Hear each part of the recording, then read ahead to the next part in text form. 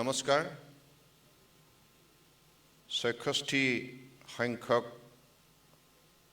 বন্যপ্ৰাণী সপ্তাহৰ ৰাজ্যিক পৰ্যায়ত আয়োজিত আজি অনুষ্ঠানৰ মূল উদ্যোক্তা অসম চৰকাৰৰ মাননীয় বন আৰু পৰিৱেশ বিভাগৰ মন্ত্ৰী শ্ৰদ্ধেয় পৰিমল শুক্লবৈদ্য ডাঙৰীয়া, অসম চৰকাৰৰ শ্ৰম বিভাগৰ মন্ত্ৰী সঞ্জয় কিষাণ ডাঙৰীয়া, মিডিয়া উপদেষ্টা ঋষিকেশ গোস্বামী ডাঙৰীয়া, বিধায়িকা আঙুৰলতা ডেকা ডাঙৰীয়ানী, বন বিভাগৰ প্ৰধান সচিব অবিনাশ যোশী ডাঙৰীয়া, PCCF and Hope Dr. A.M. Singh ডাঙৰীয়া,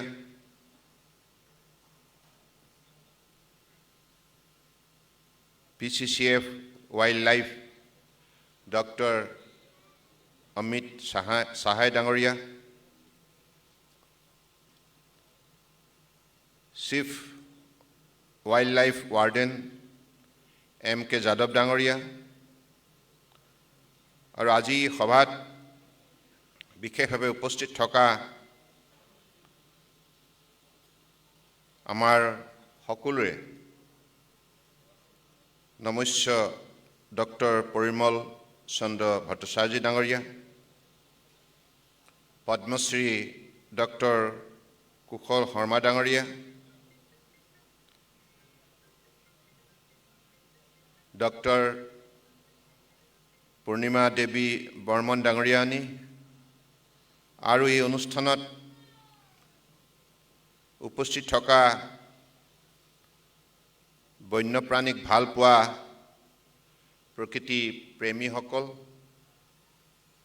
আমাৰ ছাত্ৰ ছাত্ৰীসকল আৰু সাংবাদিক বন্ধুসকল,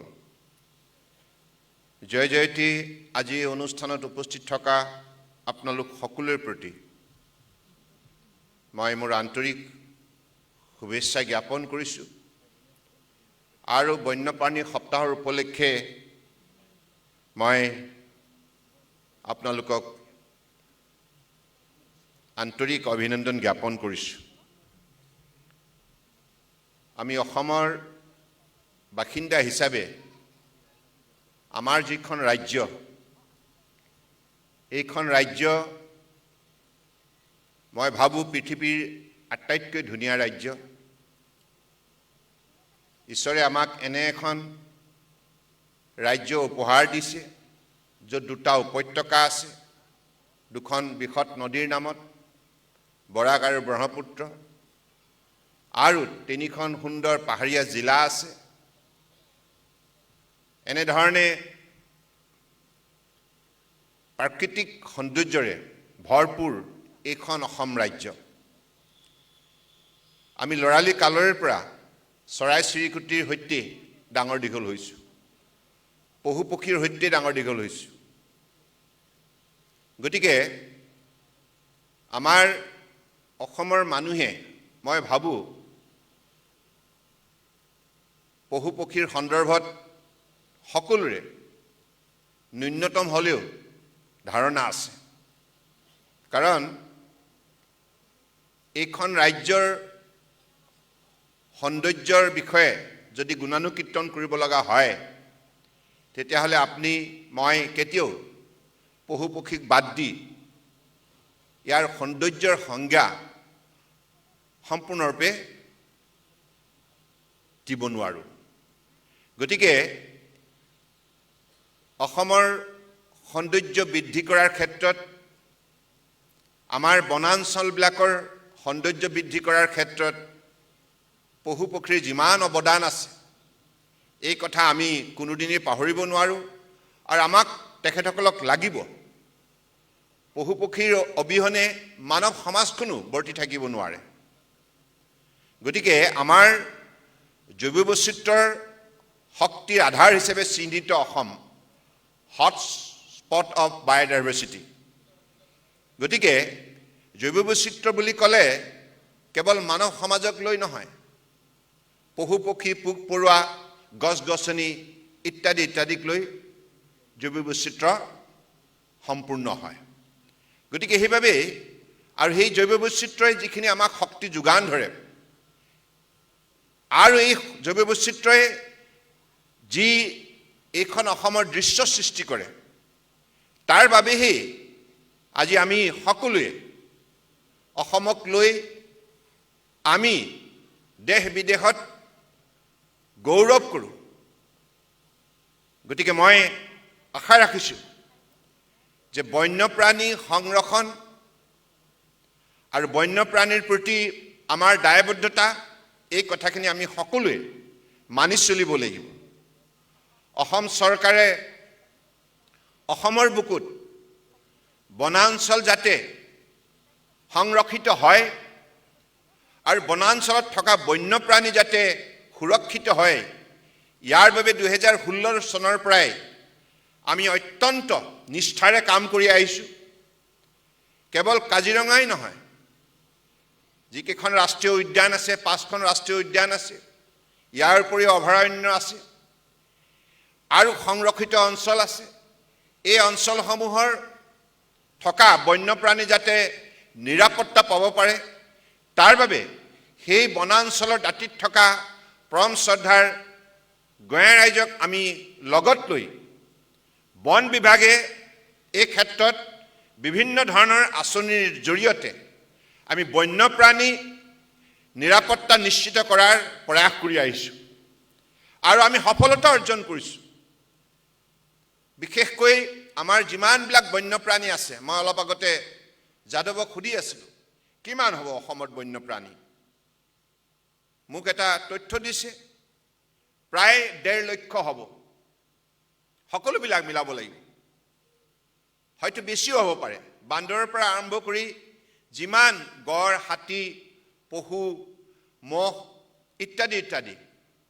গতিকে এই বন্যপ্ৰাণীবিলাকে যিখিনি ইন্ধন যোগায় জৈৱ বৈচিত্ৰ্যৰ শক্তি বৃদ্ধি কৰাত, এই কথাবিলাক আমি উপলব্ধি কৰিব লাগিব। আৰু আমি যদি আজি স্বাস্থ্যৱান হৈ অসমৰ বুকুত জীয়াই আছোঁ, ইয়াৰ অন্তৰালত বনাঞ্চলৰ লগতে বন্যপ্ৰাণী, পোক পৰুৱাৰ অৱদান আছে।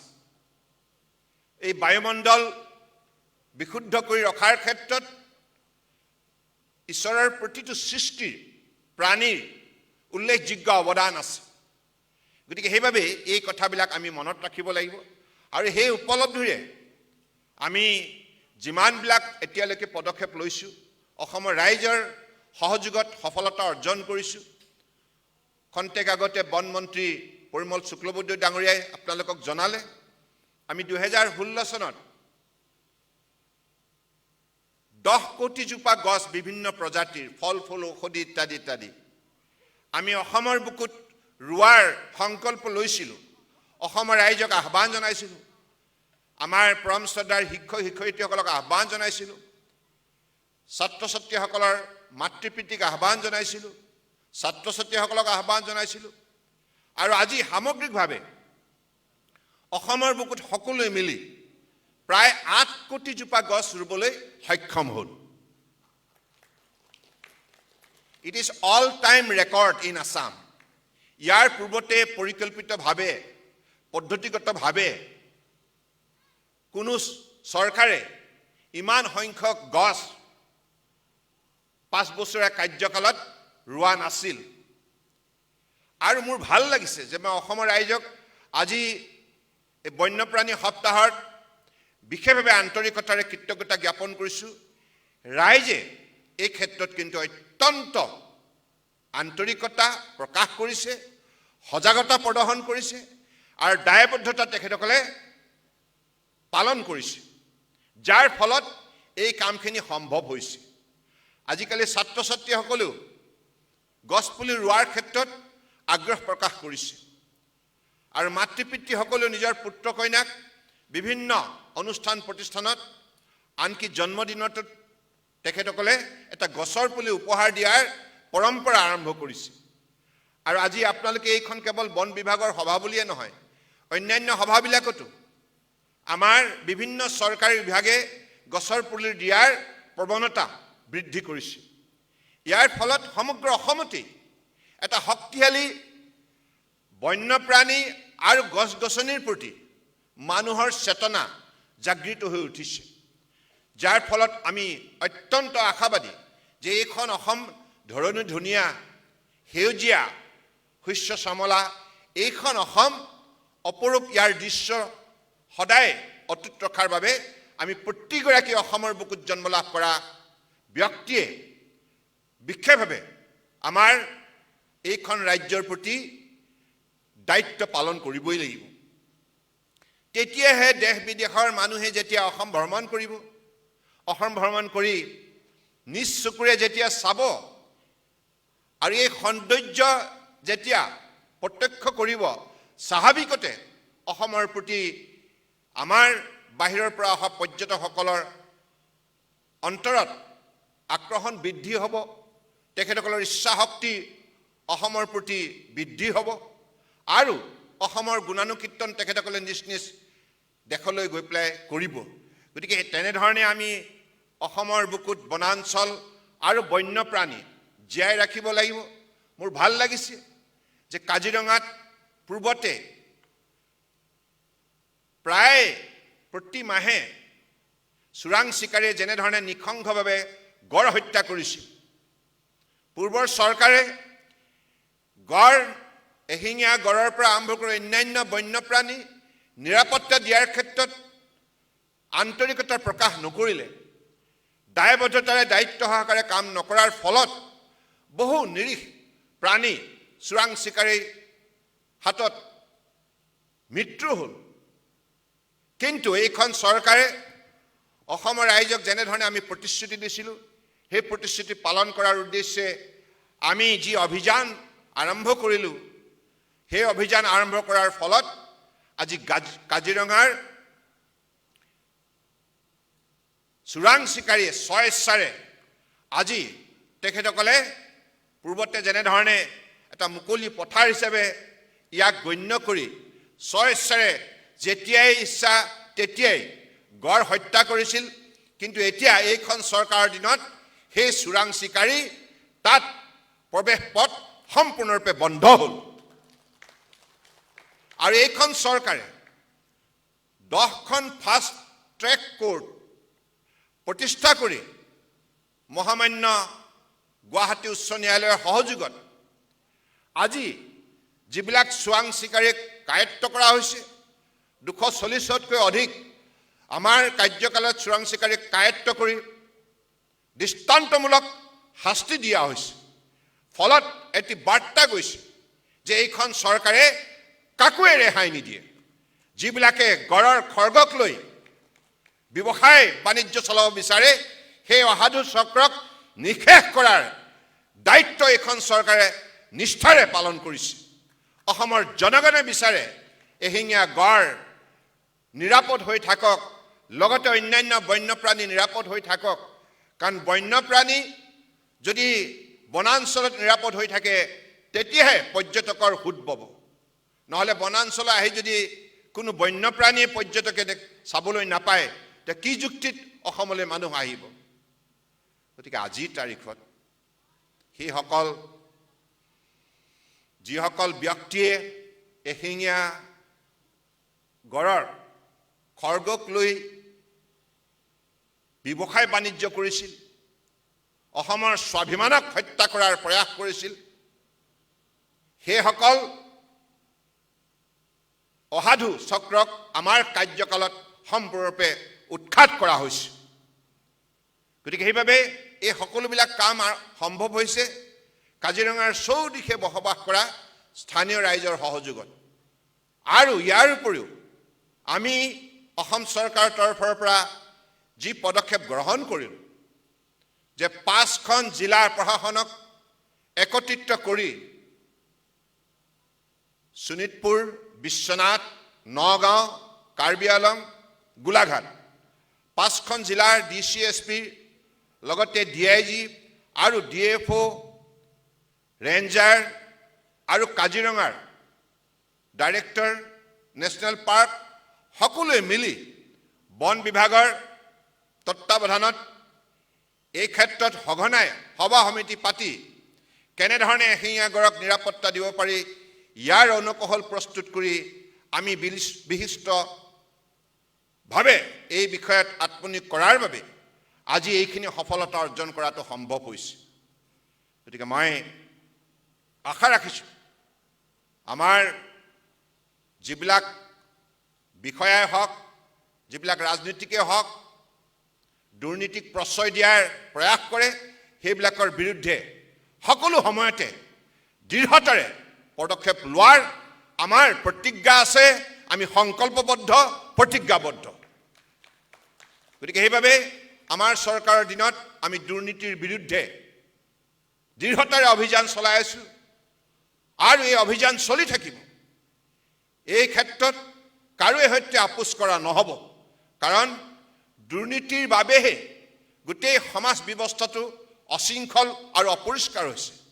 গতিকে সেইবাবে 2016 চনৰ পৰা যি অভিযান অসমৰ ৰাইজৰ সহযোগত আমি চলাইছোঁ, তাৰ ফলত আমি সফলতা অৰ্জন কৰিছোঁ।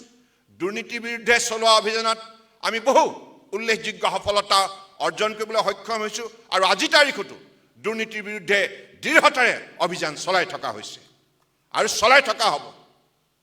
দুৰ্নীতিৰ সৈতে জড়িত কোনো লোকে নিষ্ঠাৰ পাব নোৱাৰে। আজি বন্যপ্ৰাণী সপ্তাহ। এই সপ্তাহত আমি সকলোৱে সংকল্প ল'ব লাগিব, অসমৰ বনাঞ্চল বৃদ্ধি কৰিব লাগিব। আমাৰ 2016 চনৰ পৰা এতিয়ালৈকে অসমৰ ৰাইজৰ সহযোগত আমি বনাঞ্চলৰ মাত্ৰা বৃদ্ধি কৰিবলৈ সক্ষম হ'লোঁ। কিছুদিনৰ আগতে ফৰেষ্ট ছাৰ্ভে অফ ইণ্ডিয়াই যি তথ্য প্ৰকাশ কৰিলে, সেই মৰ্মে আমাৰ কাৰ্যকালতে 222 স্কোৱাৰ কিলোমিটাৰ বনাঞ্চল বৃদ্ধি হ'ল। ইয়াৰ বাবে অসমৰ বৰাক ব্ৰহ্মপুত্ৰ পাহাৰ ভৈয়ামৰ সমূহ ৰাইজলৈ মই আন্তৰিকতাৰে কৃতজ্ঞতা জ্ঞাপন কৰিছোঁ আৰু বন বিভাগকো, পৰিমল শুক্লবৈদ্যৰ লগতে সকলো বিষয়াক মই বিশেষভাৱে কৃতজ্ঞতা জ্ঞাপন কৰিছোঁ, ধন্যবাদ জনাইছোঁ। আমি আগন্তুক দিনত আৰু বনাঞ্চল বৃদ্ধি কৰিব লাগিব। আজি সেইবাবে মই এই বন্যপ্ৰাণী সপ্তাহতে ঘোষণা কৰিব বিচাৰিছোঁ যে আগন্তুক দিনত আমাৰ লক্ষ্য হ'ব আৰু 2000 স্কোৱাৰ কিলোমিটাৰ বনাঞ্চল বৃদ্ধি কৰা। 2000 স্কোৱাৰ কিলোমিটাৰ বনাঞ্চল বৃদ্ধি কৰিব লাগিব। তেতিয়া আমি এইখন অসমৰ বিশুদ্ধ বায়ু সকলো সময়তে পাবলৈ সক্ষম হ'ম আৰু অসমৰো যিটো প্ৰাকৃতিক সৌন্দৰ্য ই জীয়াই থাকিব আৰু আমাৰ বন্যপ্ৰাণীক নিৰাপত্তা দি আমি সকলোৱে আমাৰ জৈৱ বৈচিত্ৰ্যৰ শক্তি আমি অটুট ৰাখিব লাগিব। আমি ইয়াৰ উপৰিও সিদ্ধান্ত লৈছোঁ যে কাজিৰঙা আৰু মানাহ এই দুইখন ৰাষ্ট্ৰীয় উদ্যানতে আমি ইতিমধ্যে সোলাৰ লাইট আৰু স্মাৰ্টফোন আমি তাত প্ৰয়োগ কৰিছোঁ আৰু ইয়াক বাদ দি যিমান প্ৰটেক্টেড আমাৰ অঞ্চল আছে, সংৰক্ষিত অঞ্চল, প্ৰতিটো অঞ্চলতে আমি সোলাৰ লাইট প্ৰতিটো কেম্পত আৰু স্মাৰ্টফোন প্ৰতিটো কেম্পত দিয়াৰ আজি সিদ্ধান্ত মই ঘোষণা কৰিছোঁ। ইয়াৰ উপৰিও ৰাষ্ট্ৰীয় পৰ্যায়ৰ institute of wild life health and research এনেধৰণৰ এটি ৰাষ্ট্ৰীয় পৰ্যায়ৰ প্ৰতিষ্ঠান আমি অসমৰ বুকুত গঢ় দিবৰ বাবে সংকল্প লৈছোঁ আৰু এই সন্দৰ্ভত ইতিমধ্যে বন বিভাগে ডিব্ৰুগড় জিলাৰ দিনজানত সমীক্ষা আৰম্ভ কৰিছে, মাটি চাবলৈ গৈছে। গতিকে আমি আশাবাদী ৰাইজৰ সহযোগত এই ইনষ্টিটিউটটো অসমত প্ৰতিষ্ঠা কৰিব পাৰিলে তেতিয়াহ'লে বন্যপ্ৰাণীৰ স্বাস্থ্য আৰু বন্যপ্ৰাণীৰ ওপৰত গৱেষণা এই দুইটা বিষয়ত আমি বহুখিনি আগবাঢ়ি যাব পাৰোঁ। আজি যেনেধৰণে আমাৰ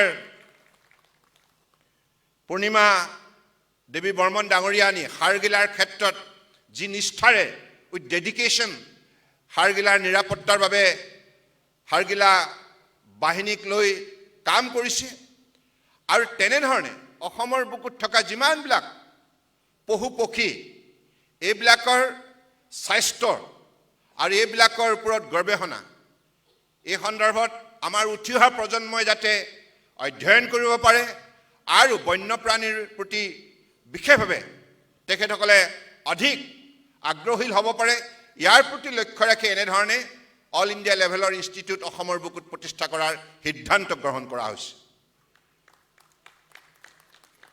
মই আশা ৰাখিছোঁ যে আমাৰ অসমত আমি এতিয়ালৈকে বৰাক ব্ৰহ্মপুত্ৰ এই দুইটা উপত্যকাতে আমি বিশেষকৈ বৰাইল বুলি পেলাই যি বনাঞ্চল আছে বৰাক উপত্যকাত এই বনাঞ্চলখনো আগন্তুক দিনত অধিক শক্তিশালী কৰাৰ মানসিকতাৰে তাত এটা ফৰেষ্ট ডিভিজন প্ৰতিষ্ঠা কৰাৰ সিদ্ধান্ত গ্ৰহণ কৰিছোঁ আৰু সমান্তৰালভাৱে দিহিং পাটকাই লগতে জয়পুৰক সংযোজন কৰি আমি নেশ্যনেল পাৰ্ক তাত প্ৰতিষ্ঠা কৰাৰ সিদ্ধান্ত গ্ৰহণ কৰিছোঁ আৰু ইয়াৰ উপৰিও ৰেইন ফৰেষ্ট জোনাই একেবাৰে অৰুণাচলৰ লগত সীমামূৰীয়া অঞ্চলত অৱস্থিত যি চিৰাং নদীৰ খহনীয়াৰ সৈতে মোকাবিলা কৰি আছে আৰু জোনাই চাব ডিভিজনক নিৰাপত্তা দি আছে সেই বনাঞ্চলখনকো আমি এখন ৱাইল্ড লাইফ চেংচুৰী হিচাপে আমি ইতিমধ্যে তাক নিৰ্মাণ কৰাৰ সিদ্ধান্ত গ্ৰহণ কৰিছোঁ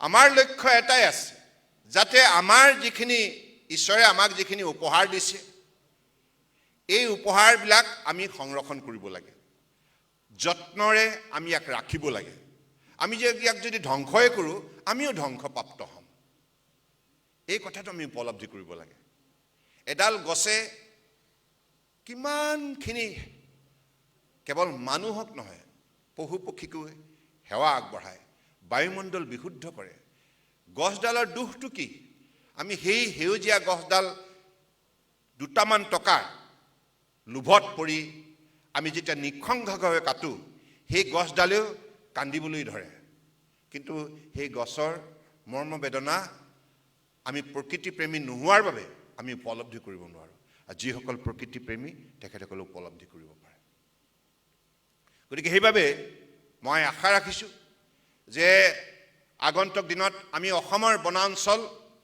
সংৰক্ষণ কৰিম আৰু আমাৰ বন্যপ্ৰাণীক আমি নিৰাপত্তা দিয়াৰ বাবে সকলোৱে প্ৰয়াস কৰিম আমাৰ আজি ইয়াত এইখন সভাত বহু কেইগৰাকী প্ৰকৃতি প্ৰেমী আহি পেলাই আনকি কম বয়সীয়া ছাত্ৰ ছাত্ৰীসকলেও প্ৰকৃতি প্ৰেমী হিচাপে যিখিনি এই কম বয়সতে কাম কৰাৰ প্ৰয়াস কৰিছে মই তেখেতসকলকো ধন্যবাদ জনাইছোঁ আশীৰ্বাদ দিছোঁ যাতে তেখেতসকলে জীৱন সফল হয় আৰু লগতে যিসকল ইয়াত উপস্থিত থকা আমাৰ বন বিভাগৰ নিৰাপত্তাৰক্ষী বাহিনী যিসকলে বনাঞ্চলত বন্যপ্ৰাণী নিৰাপত্তা দিয়াৰ বাবে আনকি নিজৰ শৰীৰৰ অংগও তেখেতসকলে ত্যাগ কৰিছে তেনেধৰণৰ মহান ব্যক্তি ইয়াত উপস্থিতি আজি মই আশা ৰাখিছোঁ যে এইখন সভা সম্পূৰ্ণৰূপে সফল হৈছে আপোনালোকে বহুত ভাল কাম কৰিছে যিসকলক মই আজি বঁটা দিছোঁ মই সকলোকে ইয়াৰ পৰা হৃদয়ৰ পৰা ভক্তিভাৱেৰে শ্ৰদ্ধা জনাইছোঁ আপোনালোক মহান আপোনালোকে সকলো সময়তে আনন্দৰ গৰাকী হ'ব কাৰণ আপোনালোকে ভাল কাম কৰিছে ভাল কাম কৰিলে ভাল ফল পায় আৰু ঈশ্বৰে ভাল কাম কৰা মানুহকে মৰম কৰে দুষ্ট মানুহক ঈশ্বৰে কেতিয়াও গুৰুত্ব নিদিয়ে এই কথা স্পষ্ট গতিকে সেইবাবে আমি এই পৃথিৱীলৈ আহিছোঁ কম দিনৰ বাবে আহিছোঁ আৰু সেই যিকেইটা দিন থাকিম এই থকা দিনকেইটা আমি সকলো সময়তে মনত ৰাখিব লাগিব যে আমি ভাল কাম কৰি এই পৃথিৱীৰ মানৱ সমাজলৈ আমি কিবা এটা উল্লেখযোগ্য অৱদান আগবঢ়াই যাম সেই সংকল্প লৈ আমি আমাৰ জীৱন যাত্ৰাত আগুৱাই যাব লাগে গতিকে বনাঞ্চলে আমাক বহু শিক্ষা দিছে বন্যপ্ৰাণীয়ে শিক্ষা দিছে কাৰণ আমি জন্তুৰ পৰা শিকিব লগা বহু কথা আছে আজি মই দেখিছোঁ যে পৃথিৱীৰ প্ৰায়বিলাক ৰাষ্ট্ৰতেই মানুহে ৱাইল্ড লাইফকো আনি পেলাই ডমেষ্টিকেট কৰি ঘৰচীয়া কৰি মৰমতে আলফুলীয়াকৈ ঘৰৰ সদস্য হিচাপে গণ্য কৰি পোহপাল দিয়ে। এই কথাবিলাকে মানৱ সমাজ আৰু পশুপক্ষী সমাজ এই সমাজৰ মাজত যিটো সমন্বয়, যিটো আন্তৰিকতা, যিটো মৰম চেনেহ, এইটোৱে মানৱ সমাজখনৰ মহানতা বৃদ্ধি কৰে। গতিকে মই ভাবোঁ যে হাতী ইমান ডাঙৰ আকাৰত, কিমান ডাঙৰ প্ৰাণী, তৎসত্ত্বেও হাতীৰ যিটো আচৰণ, হাতীয়ে বিভিন্ন সময়ত বিভিন্ন ধৰণে মানুহক যেনেধৰণে সেৱা আগবঢ়ায় আৰু মানুহৰ প্ৰতি যিটো ভক্তিভাৱ প্ৰদৰ্শন কৰে, এই কথাবিলাক ভাবিলে মই ভাবোঁ যে আমি শ্ৰেষ্ঠ নে বন্যপ্ৰাণীবিলাক শ্ৰেষ্ঠ। কেতিয়াও আমি তেনেধৰণে দাবী কৰিব নোৱাৰোঁ যে উই আৰ দ্য বেষ্ট। কাৰণ কেতিয়াবা কেতিয়াবা আমিয়ে মানুহৰ আচৰণটোৱে ভাবিব নোৱাৰাকৈ অধনমিত হয়। গতিকে মানুহৰ আচৰণ অত্যন্ত ঘৃণনীয় হয়, কিন্তু পশুৰ আচৰণ বহুত মানুহৰ দৃষ্টিত অত্যন্ত শ্ৰদ্ধাশীল হয়। গতিকে সেইবাবে আমি এই কথা মনত ৰাখিব লাগিব যে এইখন অসমৰ সৌন্দৰ্য বৃদ্ধি কৰাৰ ক্ষেত্ৰত কেৱল মানৱ সমাজেই উল্লেখযোগ্য ভূমিকা পালন কৰিছে এনে নহয়, পশু পক্ষী, গছ গছনি, পোক পৰুৱা সকলোৰে অৱদান আছে। আমাৰ নদ নদী, খাল বিল, জান জুৰি, পাহাৰ ভৈয়াম সকলোৰে অৱদান আছে। গতিকে এইখন অসমৰ সেই সৌন্দৰ্য আমি জীয়াই ৰখাৰ বাবে প্ৰয়াস কৰিব লাগিব, মনত ৰাখিব লাগিব। আমি এখন স্বচ্ছ আৰু নিকা সমাজ নিৰ্মাণ কৰাৰ বাবে দায়বদ্ধ। আমি সকলোৱে সেই নীতিৰ আধাৰত আমাৰ কৰ্মজীৱনত কাম কাজবিলাক আগুৱাই নিব লাগিব। আৰু প্ৰত্যাহ্বান আহিব, কিন্তু কোনো প্ৰত্যাহ্বানতেই কোনোৱে থমকি ৰ'ব নালাগে। প্ৰতিটো প্ৰত্যাহ্বানক যোগ্য প্ৰত্যুত্তৰ দিবৰ বাবে নিৰ্ভীকতাৰে, সততা আৰু নিষ্ঠাৰে আগুৱাই যাব লাগিব। আৰু তেতিয়াহে আমি সমাজত মূল্যবোধ প্ৰতিষ্ঠা কৰিব পাৰিম। গতিকে সেইবাবেই মই ভাবোঁ যে আগন্তুক দিনত এইখন অসমৰ সমাজ, যিখন সমাজত আজি প্ৰায় 3,50,00,000 লোকে বসবাস কৰে, বিভিন্ন জাতি জনগোষ্ঠী, ভাষা ভাষী, ধৰ্মাৱলী লোকে। গতিকে আমিও সমন্বয়ৰ দ্বাৰা সমাজখন শক্তিশালী কৰাৰ যাত্ৰাত আত্মনিয়োগ কৰা উচিত। আৰু সকলোৱে সেই সংকল্প লৈ আমাৰ মাজত ভাতৃত্ববোধ, মৰম চেনেহ, আন্তৰিকতা জীয়াই ৰাখি আমি এইখন সমাজ ভাৰতবৰ্ষৰ বুকুতে এখন আদৰ্শ সমাজ প্ৰতিষ্ঠা কৰাৰ দিশত আগবাঢ়ি যাব লাগে। এইখিনি কথাকে কৈ মই পুনৰবাৰ আজি সভাৰ প্ৰধান উদ্যোক্তা বন মন্ত্ৰী পৰিমল শুক্লবৈদ্য আৰু সকলো বন বিভাগৰ বিষয়া কৰ্মচাৰীক বিশেষভাৱে ধন্যবাদ জনাইছোঁ। সাংবাদিক বন্ধুসকল, মই আপোনালোককো ধন্যবাদ জনাইছোঁ। আপোনালোকেও এই ক্ষেত্ৰত সমাজত অধিক সজাগ আৰু সচেতন কৰি তোলক, যাতে বন্যপ্ৰাণী নিৰাপত্তা দিয়াৰ ক্ষেত্ৰত অসমৰ বুকুত বসবাস কৰা প্ৰতিগৰাকী ব্যক্তিয়ে দায়িত্ব লয়।